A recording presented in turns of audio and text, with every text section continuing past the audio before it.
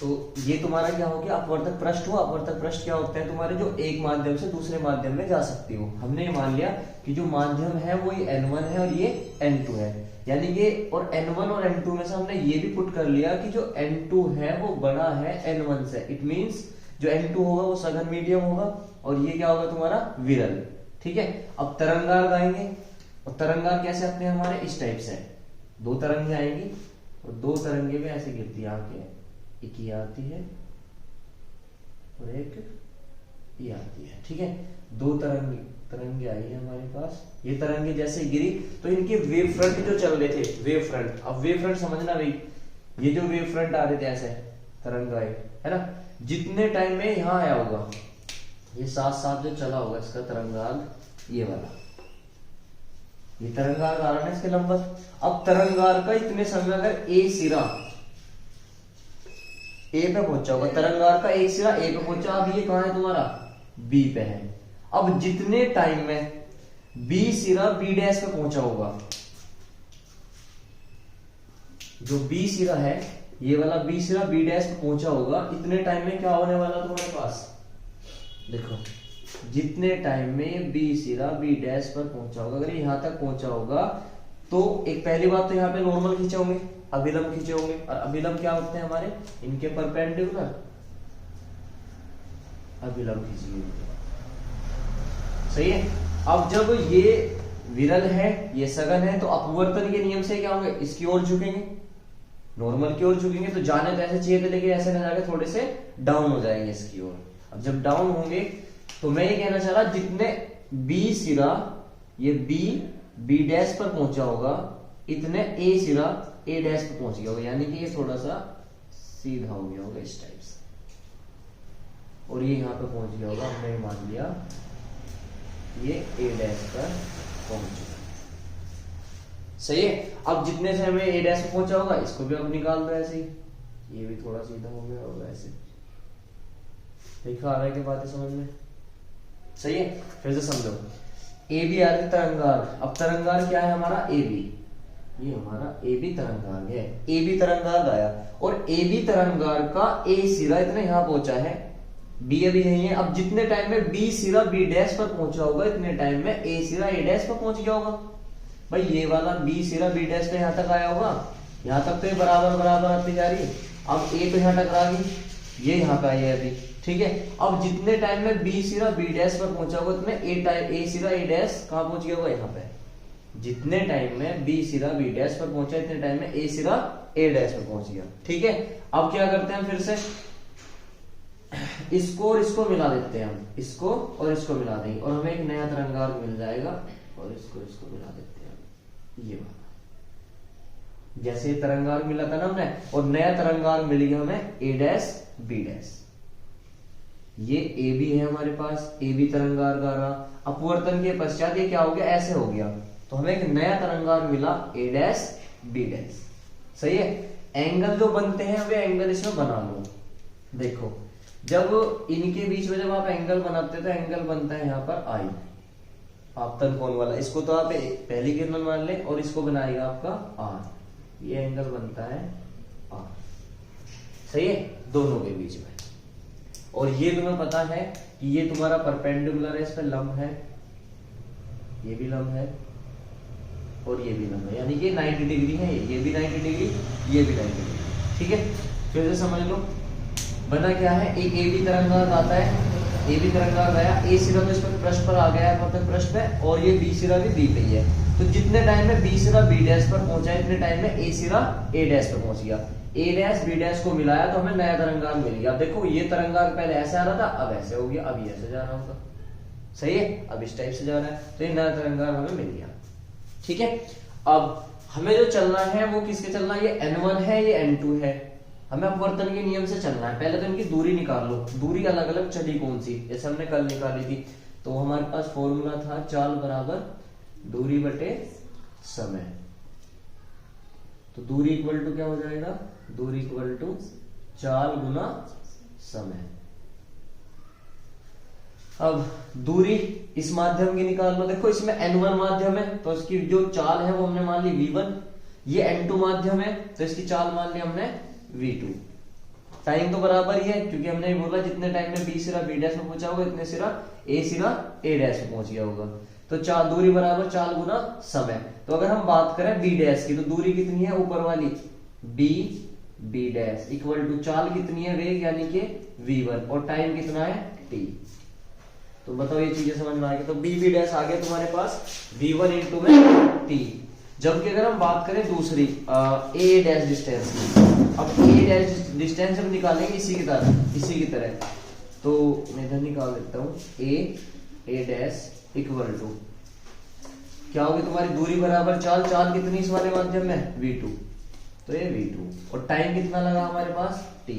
तो ये बन गया a dash equal to v into t. सही है।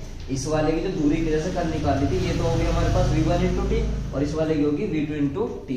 कल वाले में पिछले वाले में क्या है, क्योंकि एक ही माध्यम था तो वेग दोनों बराबर थे, इस वाले में तो अलग अलग है, तो हमने यहाँ v1 मान लिया, यहाँ पे v2 मान लिया। ठीक है, ये इसे फर्स्ट मान ले आप और इसे सेकंड मान ले।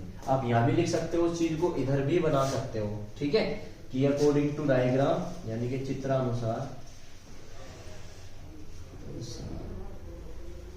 चित्रानुसार क्या मान लेंगे हम, बी डैश इक्वल टू है v1 into T, equation number first मानी है, and A dash equal to v2 into में टी, इक्वेशन नंबर सेकंड। वो मैंने तुम्हें बताई थी ये ए डैश और बी डैश कैसे आए। ठीक है, अब हम चलते हैं अपने लॉ के अकॉर्डिंग, क्योंकि आपका अपवर्तन का नियम है और अपवर्तन के नियम में दो नियम थे कि आपतित किरण और अपवर्तित किरण और अभिलंब तीनों एक ही तल में होने चाहिए। और दूसरा क्या मानना था हमने कि साइन आई अपॉन में साइन आर इक्वल टू क्या होना चाहिए हमारे पास, n बनना चाहिए 1 and 2। तो हमें ये प्रूफ करके लाना और हमें अपवर्तन का नियम प्रूफ हो जाएगा। ठीक है, अब जब साइन का फॉर्मूला, तो साइन का फॉर्मूला पढ़ते हो लंब बटे कर्ल, साइन का फॉर्मूला क्या पढ़ते हो, लंब बटे कर्ल पढ़ते हो। तो जो साइन थीटा होता है वो पढ़ रखा होगा आपने लाल बटे कप का, तो साइन का होता है लंब बटे कर्ल। अब लंब बटे कर्ल लगाते हैं, देखो तो त्रिभुज A B dash, A B dash, A B dash में। सही है। अब लगाते हैं कोण के सामने वाला क्या होता है, लंब। ये कोण के सामने वाला क्या होता है, लंब, और वैसे भी दिख रहा 90 डिग्री के एंगल पे, तो ये बन जाएगा तुम्हारा साइन थीटा इक्वल टू क्या होता है, लंब बटे कर्ल। तो लंब कितना है उसमें, यहाँ पे साइन थीटा कितना है, इसमें एंगल कितना बना हुआ आई। लंब कितना है बी डैश अपोन कर्ल। अब कर्ल कौन सा है बताओ, ए बी डैश, बिल्कुल सही, ए बी डैश, लंब कर्ल आधार। ठीक है, ये आधार है, आपको पड़ेगा दिखाई दे रहा है, ये आधार है जो इस पे झुका हुआ है। ठीक है, लंब कर्ल आधार। तो कर्ल कौन सा हो गया हमारा, ए बी डैश। ठीक है, sine I as it is. B dash की वैल्यू हमें पता होती है, बी डैश की वैल्यू कितनी है, v1 इंटू टी। तो v1 into T upon A B dash, और ये बन गई हमारी इक्वेशन नंबर पहली। वो फर्स्ट सेकंड थी, ये पहली मान लो आप। ठीक है, अब दूसरे त्रिभुज में आ जाओ। त्रिभुज कौन सा है, ए डैश बी डैश। त्रिभुज हमारे पास a B dash a dash, या ए डैश लिख सकते थे आप। ठीक है, में साइन ही लगाओ इसमें भी, साइन थीटा, और साइन थीटा बराबर क्या होता है, लंब बटे कर्ल। देखो कोण के सामने वाला लंब और कर्ल ये रहा, आधार ये है। ठीक है, तो हम क्या लगाएंगे, साइन थीटा बराबर लंब बटे कर्ल, लंब ये रहा, तो साइन थीटा कितना बना हुआ उसमें आर, लंब कितना है ए डैश, और कर्ल कितना है जो इसका था ए बी डैश। अरे तो कॉमन है इसमें, ये बराबर हो गया। Equation number sine R equal to क्या बन जाएगा, ए डैश की वैल्यू कितनी है, v2 इंटू में t अपॉन में ए बी डैश। ये आ गई हमारे पास इक्वेशन नंबर सेकंड। हमें प्रूफ करना sine I upon sine R बराबर 1 and 2 है ना।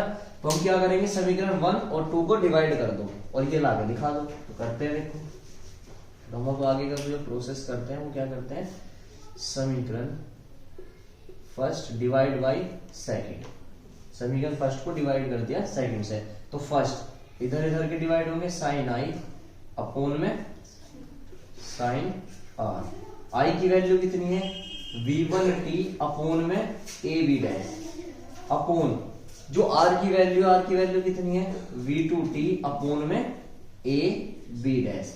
अब जाहिर सी बात है ए बी डैश ऊपर जाएगा, जब ए बी डैश ऊपर जाएगा तो इससे तो कट जाएगी ये वाली चीज, आपके पास बचा sine I upon sine R equal to v1t upon में v2t, t से t कैंसिल, तो आपके पास बचता है sine I upon sine R equal to v1 upon v2।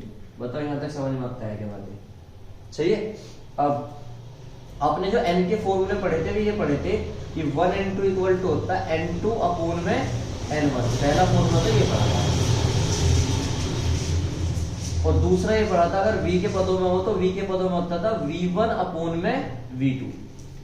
आपको याद होगा n के फॉर्म में तो n2 अपोन n1 बनता था, जबकि v के फॉर्म में बनता था v1 अपोन में v2।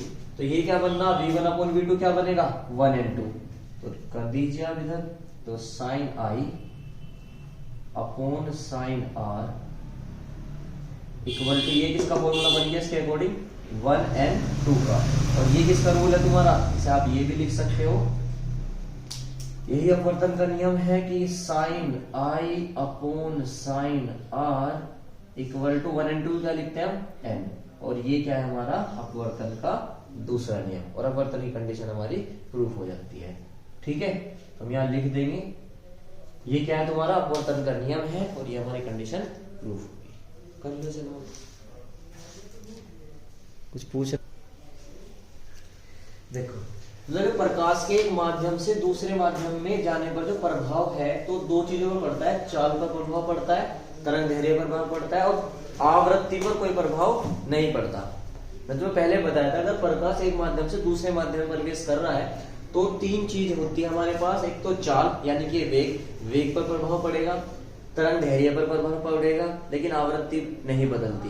क्वेश्चन पूछा गया है कि अगर प्रकाश की किरण एक माध्यम से दूसरे माध्यम में जा रही है तो निम्न में से क्या नहीं बदलेगा, आवृत्ति नहीं बदलती, तरंग दैर्ध्य बदल जाती है और चाल बदल जाती है। ठीक है, अब चाल पर प्रभाव कितना पड़ेगा वो से देखेंगे। हम ये मान के चल रहे कोई प्रकाश की किरण है, अब ये मान लिया कि हाँ इधर तुम्हारा वायु है और नीचे क्या है आपका जल, और प्रकाश की किरण जैसे इस माध्यम से इस माध्यम में आ रही है, इस माध्यम से इसमें आ रही, तो यहाँ पे एक अभिलंब खींचेगा अपवर्तन के नियम से, तो वो क्या होगा तुम्हारा कोण बनेगा आई, तो आपतन कोण है आई, और जैसे ही इधर से सीधी जानी चाहिए लेकिन ना जाके क्या सघन माध्यम है तो अभिलंब की ओर झुक जाएगी, और इनके कोण बनेगा आपतन कोण आर।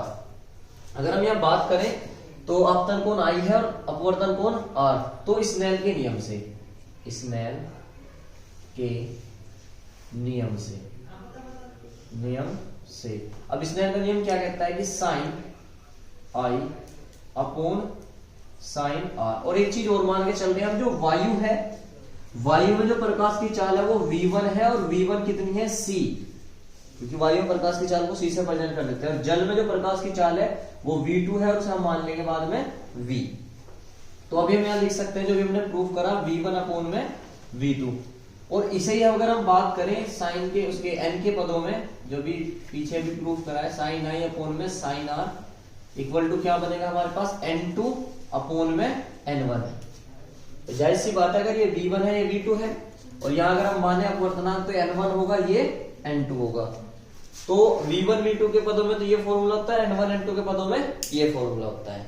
ठीक है, अगर दोनों से हम तुलना करें n2 अपोन n1 क्या होता है हमारा n, ये तो n होता है, ये भी साइन के इक्वल है, ये भी साइन के इक्वल है, तो हम ये लिख सकते हैं कि यहाँ पर n2 अपोन में n1 equal to v1 upon में v2, और n2 upon n1 1n2 equal to n2 upon में n1, और इसे क्या बोलते हैं हम n, तो ये क्या बन जाएगा n equal to v1 upon में v2। अब v1 को क्या मान सकते हैं हम c, प्रकाश की चाल है तो इसे क्या मान लेंगे हम c, तो हम ये लिख सकते हैं यहाँ पर n इक्वल टू v1 क्या हो जाएगा आपका c, और v2 कितना हो जाएगा v।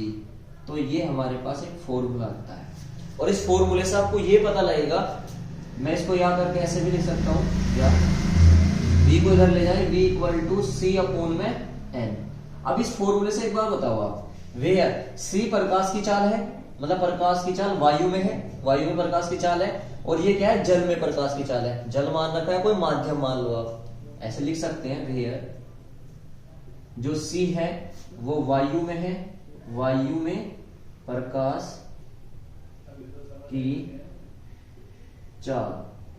और अगर हम बात करें v की, तो v क्या है, माध्यम या जल, माध्यम, किसी भी माध्यम में, माध्यम या जल में प्रकाश की चाल, सही है। और n अपवर्तनांक है, n अपवर्तनांक है। तो मुझे एक चीज बताए, c की वैल्यू क्या होती है, 3 इंटू 10 की पावर 8।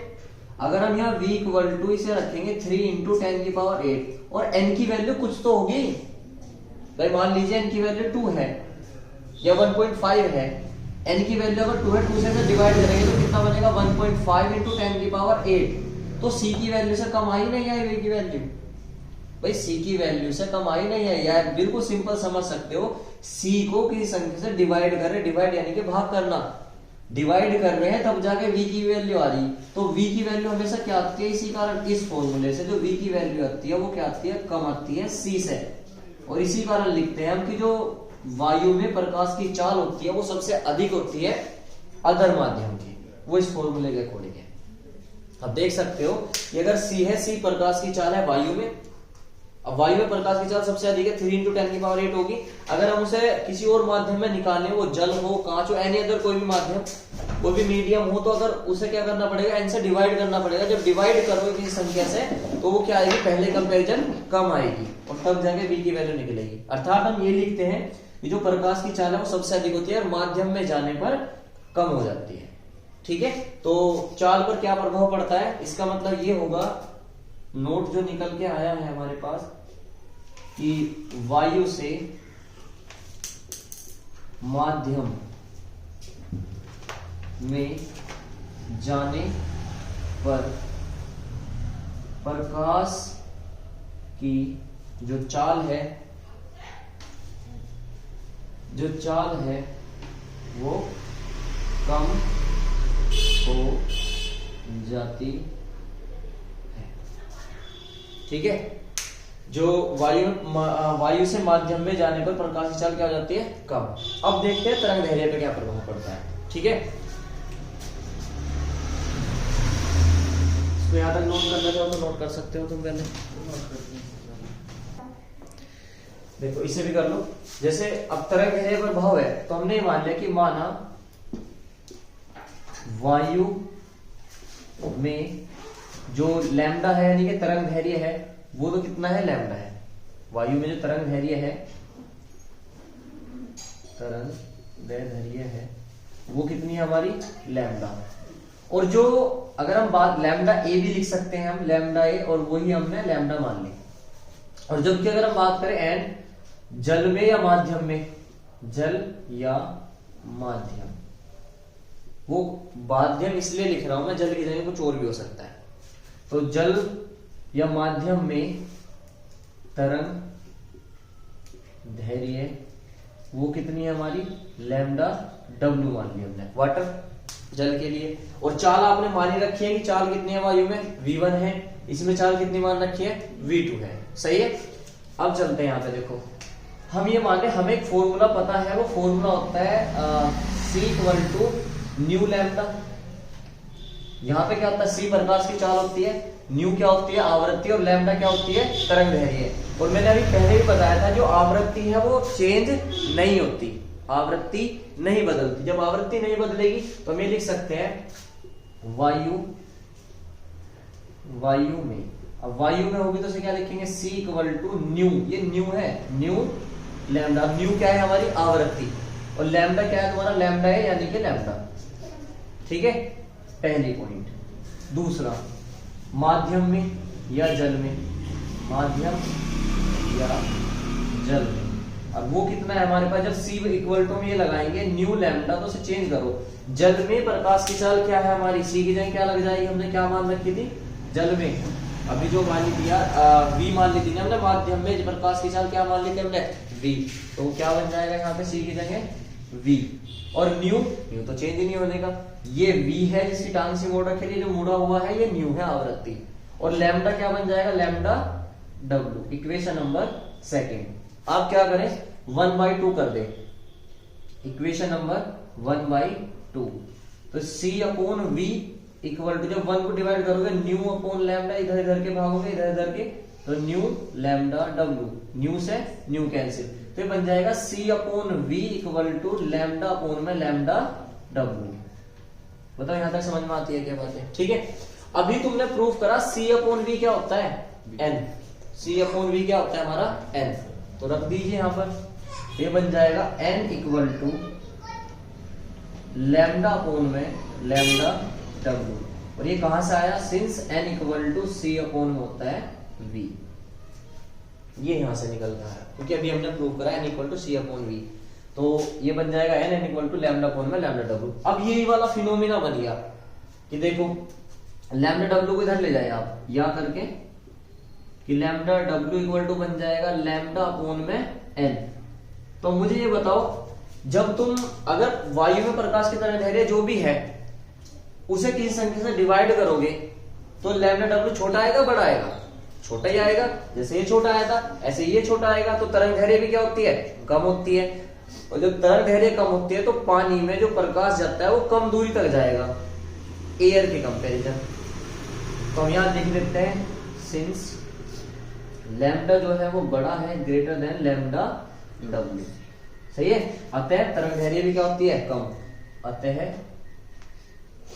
माध्यम में